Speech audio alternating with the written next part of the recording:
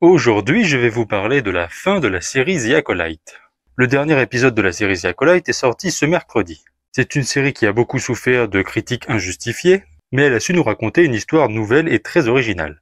Et que donne donc cette fin? Attention, je vais spoiler l'épisode. Ce dernier épisode est très correct et conclut assez bien la saison. Oui, je dis saison parce que ça ne finit pas la série, c'est évident qu'il y aura une saison 2. En tout cas, ça se voit que ça a été écrit pour ça.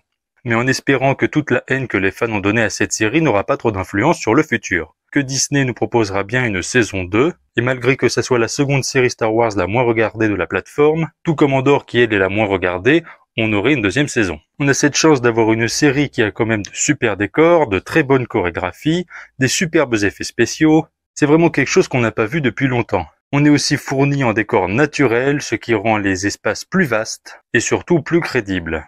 On ne se sent pas enfermé dans une pièce comme avec certaines autres séries Star Wars. C'est une série qui est fournie, qui n'avance pas dans le vide et où aucun épisode n'est filler.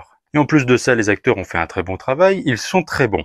Kimir, qui passe d'une personne timide, innocente, qui semble avoir rien fait, à en fait être peut-être le Seigneur Sith. Sol, qui nous est présenté comme un Jedi sage, mais qui cache quelque chose de très grave. Sans compter l'actrice de Osha et de Mae, qui doit jouer 2 rôles.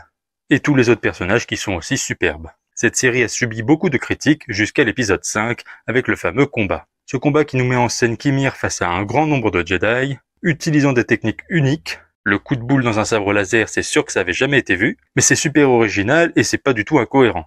On a beaucoup de références à la prélogie et aussi à l'univers légende. Et c'était assez inattendu de voir tant de Jedi mourir dans cet épisode. Mais ça fait du bien de voir que Disney est capable de nous produire ça. Et malgré tout, la fin nous laisse quand même avec beaucoup de questions, surtout quant à Plagueis. Parce que oui, il n'y a pas de doute, c'est bien Dark Plagueis que l'on voit dans l'épisode.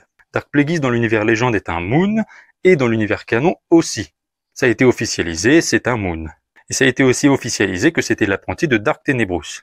Dans le légende, c'est un Bis, mais dans l'univers canon, on ne sait pas. Donc pourquoi est-ce qu'il est là? Est-ce qu'il a un lien avec Kimir? Est-ce qu'il est ennemi de Kimir? Est-ce que c'est l'apprenti de Kimir? Ou le maître de Kimir?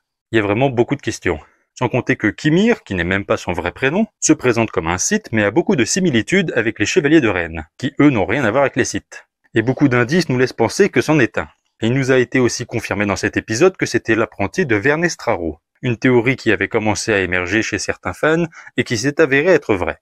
Mais du coup, pourquoi il est passé du côté obscur, pourquoi il a quitté l'ordre Jedi, et Vernestra a l'air très au courant de tout ça. Elle cache toute la vérité au Conseil, mais aussi au Sénat, faisant passer le maître Sol qui a cherché à faire le bien pour un coupable. C'est assez inattendu. Vernestra, qu'on voyait comme quelqu'un d'assez sage, nous montre que c'est une personne capable de corrompre nombre de personnes. C'était une Jedi importante de la Haute République, que beaucoup de fans connaissaient, et c'est étonnant de voir son basculement. C'est pas obscur, mais c'est quand même un peu bizarre. Elle nous cache quelque chose elle aussi. Et cette histoire de vergence est encore un peu floue. Osha et Mae seraient censés être une dyade, un peu comme dans l'épisode 9 avec Rey Skywalker et Kylo Ren. 2 êtres qui ne partagent pas le même corps mais qui sont extrêmement liés par la force. On sait que Dark Plagueis avec Dark Sidious ont essayé de créer ce lien. Du coup, est-ce que Osha et Mae sont une dyade ou est-ce que c'est encore une autre expérience? En tout cas, Dark Sidious dans l'épisode 3 nous dit que Dark Plagueis était capable de créer la vie. Et pouvait créer la vie.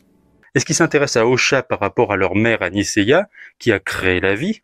Ou est-ce que Dark Plagueis a aidé Aniseya à créer les filles? Et quel est ce groupe du côté obscur? Nous ne le savons toujours pas. En tout cas, quelle est son origine? Ce sont des sorcières, mais quel est leur réel but? Plein de questions pour cette fin de saison, et on espère avoir beaucoup de réponses pour la suite. Et je le redis, en espérant que les haters de cette série n'auront pas eu trop d'influence et qu'on aura bien notre saison 2. En conclusion, c'était une série très correcte. Je dirais même que c'est l'une des meilleures séries live action. J'ai pas dit la meilleure, mais elle reste meilleure que certaines autres séries. Elle n'est pas bourrée de fanservice, elle n'est pas bourrée d'épisodes filler. C'est une histoire originale qui avance. Et maintenant, on n'a plus qu'à attendre la saison 2. Voilà, si cette vidéo vous a plu, n'hésitez pas à vous abonner à ma chaîne YouTube Curlon et que la force soit avec vous.